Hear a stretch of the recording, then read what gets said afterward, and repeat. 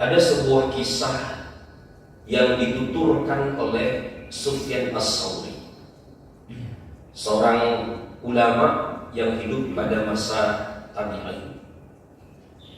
Suatu ketika Bapak Ibu yang dirahmati Allah, beliau ini melaksanakan umroh. Nah, ketika beliau menunaikan umroh itu, beliau melihat ada seseorang yang dalam setiap ritual umrohnya itu, Bapak Ibu, selalu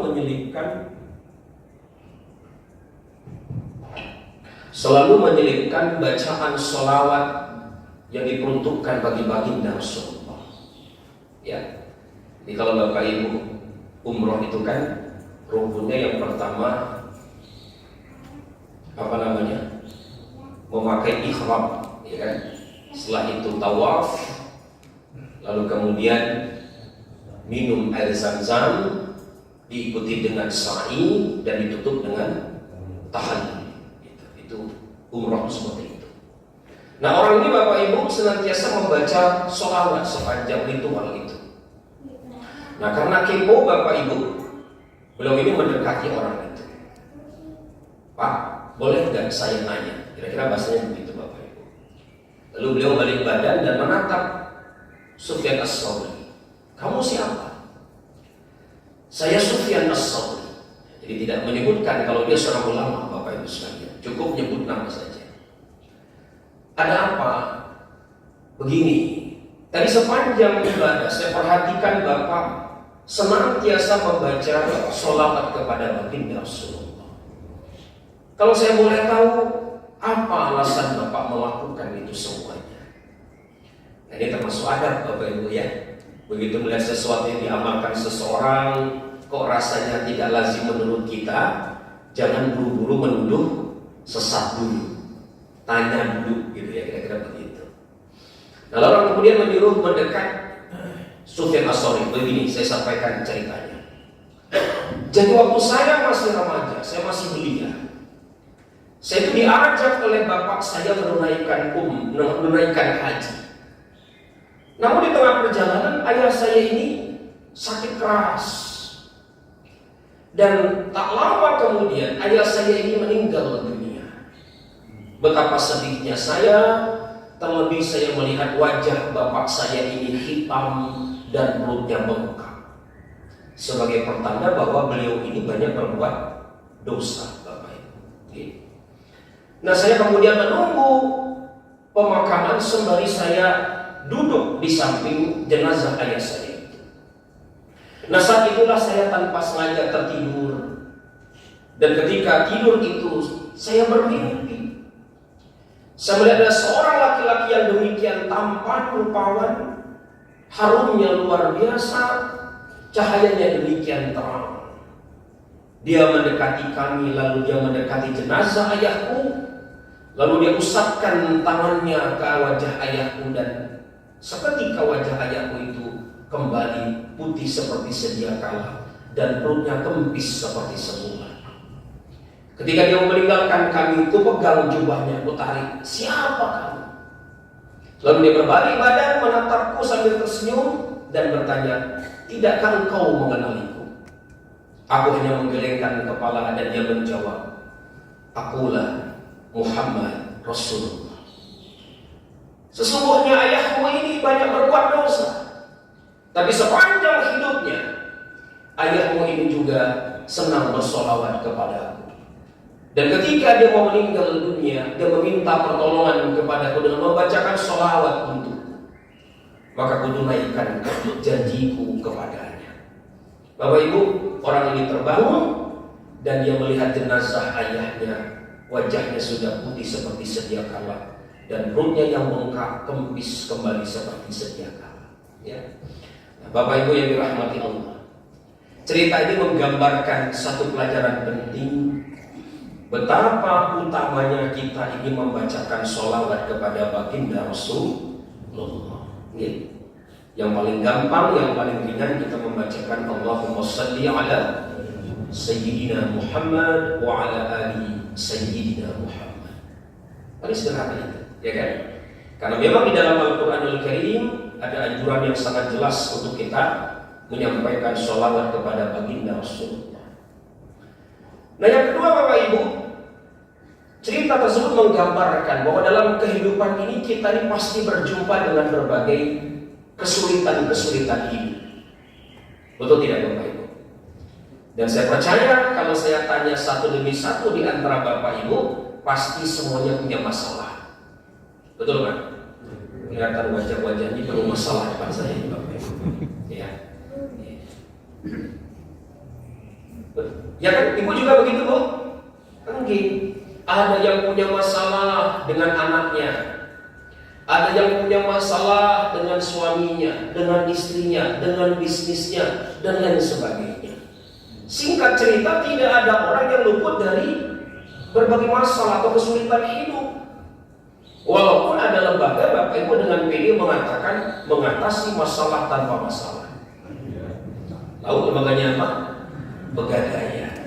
Kayaknya pelaksana semua ini. Nah, pengalaman ini Pak Sami, Pak saya juga sama. Nah maka Bapak Ibu, begitu kita menghadapi kesulitan atau masalah apapun, tentu ikhtiar manusiawi tetap harus kita lakukan, ya kan? Mencari solusi, mencari terobosan, mencari jalan keluar atas masalah yang kita hadapi. Tidak cukup hanya kemudian kita bergantung kepada pertolongan Allah saja, tapi ada ikhtiar manusiawi yang kita lakukan. Namun Bapak Ibu, kembali pada cerita tersebut, pintu pertama yang bisa kita lakukan untuk mengatasi kesulitan itu di samping ikhtiar kita memperbanyak membaca sholawat kepada baginda Rasulullah. Yang kedua Bapak Ibu, di samping membaca sholawat, yang bisa kita lakukan memperbanyak membaca istighfar. Baginda Rasulullah setidak-tidaknya mengajarkan 3 yang bisa kita lakukan. 1, kita membaca istighfarnya Nabi Yunus alaihissalam ketika beliau berada di dalam paus itu. La ilaha illa anta subhanaka inni kuntu minadh dhalimin. Sesulit apapun masalah yang kita jumpai Bapak Ibu, insya Allah akan diberikan jalan keluarnya. Yang kedua Bapak Ibu, kita bisa membaca doanya Nabi Adam alaihissalam yang sangat terkenal itu. Rabbana zalamna anfusana wa illam taghfir lana wa tarhamna lanakunanna minal khasirin. Di dalam Minhajul Abidin kata Al-Ghazali, Nabi Adam itu membaca itu 200 tahun lamanya Bapak Ibu. Ya. Ibnu Athaillah bahkan menyarankan kalau kita merasa banyak dosa, perbanyaklah baca doa ini. Ya. Dan yang ketiga dari baginda Rasulullah, kita belajar tentang yang namanya Sayyidul Istighfar. Allahumma anta rabbi la ilaha illa anta khalaqtani, dan seterusnya ya. Kalau Bapak Ibu tidak hafal, tinggal pegang HP, di googling Sayyidul Istighfar, insya Allah ketemu.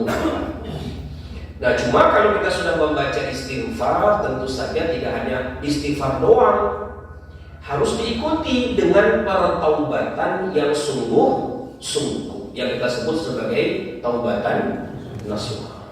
Okay. Nah setidaknya Bapak Ibu, syaratnya ada beberapa. Yang pertama, yang paling penting sesal yang dalam, yang itu kita ungkapkan melalui tadi itu, melalui ungkapan istighfar yang tadi saya sampaikan. Intinya ada penyesalan yang sangat dalam pada diri kita karena kita sudah menzalimi diri kita pribadi. Ya. Yang kedua Bapak Ibu, harus tidak boleh diulangi kembali. Jangan sampai kita ini terjerembab di lubang yang sama. Karena hanya keledai Bapak Ibu yang terjerembab di lubang yang sama. Jangan sampai kita ini STMJ, sholat terus maksiat jangan. Ya. Jelas asal muasalnya tidak baik. Ya. Nah, maka Bapak Ibu jangan diulangi. Entah itu dosa besar, entah itu dosa kecil, entah itu terkait kepada Allah Subhanahu wa Ta'ala ataupun dosa dalam konteks hablum minan nas. Karena banyak Bapak Ibu jenis dosa itu. Ada dosa dalam urusan harta. Contohnya apa Bapak Ibu? kita ini punya utang piutang. Nah, penyakit kita pintar utang, susah nyambung. Betul nggak? Di telepon nggak diangkat, di WA nggak dibales, didatangi tutup pintu. Ya, ketika ditagih ngeles Bapak Ibu. Nah, betul nggak Bapak Ibu sekalian? Itu. Yang kedua, urusan apa lagi? Urusan perasaan. Tetangganya beli motor baru, sewat julid sama tetangganya. Selamat ya jeng motor baru. Dengar-dengar kredit ya. Nah, kata kredit itu Bapak Ibu pelan tapi nyelekit Bapak Ibu. Untuk apa mengucapkan kredit itu Bapak Ibu sekalian? Ya kan? Nah yang begini ibu-ibu, kok ibu-ibu senyum banget kayaknya dia. Nah ini Bu namanya melukai perasaan orang lain. Ya kan? Ada juga Bapak Ibu dosa dalam konteks kehormatan. Kita beritakan hal yang tidak betul, yang tidak baik, padahal hal tersebut sebuah kebohongan yang kita propagandakan sedemikian rupa untuk menjatuhkan kehormatan orang itu. Ya. Bahkan Bapak Ibu ada dosa atas nama agama. Ketika kita dengan mudah menstempel orang lain itu salah, sesat dan sebagainya, gara-gara barangkali karena perbedaan-perbedaan dalam pemahaman keagamaan kita. Ya. Nah, maka Bapak Ibu jangan pernah mengulangi dosa-dosa itu di dalam kehidupan kita. Yang ketiga Bapak Ibu, ini versinya Al-Ghazali ini. Yang ketiga Bapak Ibu harus dilatar belakangi oleh rasa takut kita kepada Allah Subhanahu wa Ta'ala. Bukan karena takut istri, bukan karena takut KPK, bukan takut karena polisi, aparatur hukum lainnya, bukan. Tapi Bapak Ibu yang dirahmati Allah, betul-betul takutnya itu kepada Allah Subhanahu wa Ta'ala. Karena kalau kita ini Bapak Ibu sekalian takutnya karena yang tadi saya sebutkan, maka percayalah bentuk ketakutan tersebut hanya bentuk kemunafikan kita. Di depan kita nampak taat, tapi di belakang kita culas. Ya kan? Karena itu pengawasan yang terbaik adalah pengawasan atas Allah Subhanahu wa Ta'ala. Bahwa kita sadar betul segala perbuatan yang kita lakukan itu, yang kita lakukan dengan nyata atau di hati dan pikiran kita itu, pastilah diketahui oleh Allah Subhanahu wa Ta'ala. Nah yang keempat Bapak Ibu yang menarik nih, Al-Ghazali menambahkan syarat keempat. Ketika kita kepingin bertobat itu Bapak Ibu harus sebanding antara dosa yang kita tinggalkan dengan kapasitas kita, kemampuan kita. Saya beri contoh. Misalnya Bapak Ibu kita bekerja di sebuah tempat yang basah. Bukan hanya basah, basah banget Bapak Ibu. Tiap hari dapat seseran gitu Pak. Tiap hari dapat amplop yang asal muasalnya tidak jelas. Ya. Saya teringat waktu saya datang ke pengajian di Karangmalang dekat UNJ itu. Habis pengajian ada ibu-ibu sudah cukup berumur mendekati saya. Ustaz, saya mau nunjukin sesuatu. Dia buka bajunya, aku lengannya sampai sini. Ya, gak usah, tapi mukanya juga. Dia tunjukkan tangannya itu Bapak Ibu banyak sekali bekas suntikan-suntikan itu. Ya, lalu dia mengatakan, Ustaz, saya sudah hampir 20 tahun seminggu 2 kali cuci darah, dan ini bekasnya Ustaz. Tapi saya ikhlas, saya ridho. Kenapa? Dulu saya ASN Ustaz. Maaf ya Pak ya, ASN ya Pak ya. Waktu saya kerja dulu mungkin banyak amplop yang gak jelas saya terima. Nah sehingga ini sekarang yang saya rasakan itu. Ya, tapi saya ikhlas, saya jalani dengan baik katanya. Bapak Ibu kalau misalnya Bapak dalam posisi seperti itu, kondisinya basah, mudah dapat duit, tiba-tiba Pak Prabowo ngumumin tahun ini kita melakukan efisiensi. Wah, langsung semuanya kalang kabut, ya kan? Yang dulu basah tiba-tiba hari ini kering kerontang Bapak Ibu. Ya. Nah, ketika itu kita mengatakan kepada orang lain, saya sudah tobat, saya nggak akan begitu lagi, saya sudah nggak mau pokoknya. Nah orang ini Bapak Ibu, kira-kira tobatnya betul nggak? Enggak, dia enggak begitu bukan karena dia tidak mampu, tapi karena tidak ada kesempatan, ya. Nah, ujian orang itu lihat ketika dia mampu melakukannya, ya kan? Tapi dia tidak mau melakukannya, itu baru kemudian uji atas kesungguhan hati seseorang di dalam bertaubat. Nah, maka Bapak Ibu yang dirahmati Allah, sesuaikan kemampuan kita itu dengan dosa yang kita tinggalkan, ya. Nah, contoh kalau bapak-bapak usia sudah sepuh, mungkin bentuknya berbeda. Bagaimana kita lebih pandai menjaga pandangan, menjaga lisan, ya Pak ya, tidak lagi bersikap sembrono dan sebagainya. Itu kan mampu kita lakukan di usia kita yang beranjak senja tersebut. Clear nih Bapak Ibu ya.